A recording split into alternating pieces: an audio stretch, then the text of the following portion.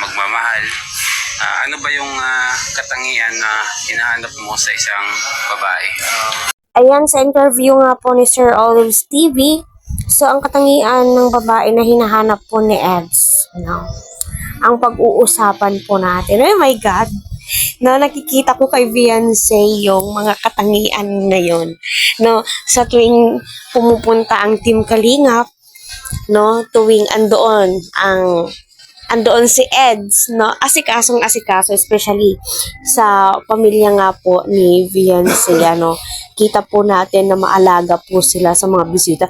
Syempre, mga good Samaritan na yan, natural lang na alagaan, pero iba no, iba po yung mga pag-entertain po nila, iba po yung pag-welcome ni Beyonce, ano, so my God, no, sana, hindi man ngayon, no, baka soon, di ba? Hirap naman kung pangunahan po natin. Pero yung mga sinasabi ni Eds dito is swak na swak sa katangian na kung anong meron kay Beyonce. Ano? So, panoorin muna natin. Kilig-kilig ako. Ikaw ay magmamahal. Ano ba yung katangian na hinahanap mo sa isang babae? Una siguro, takot sa Diyos.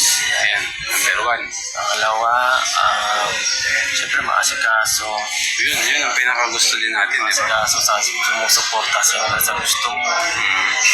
Tinutulungan ka.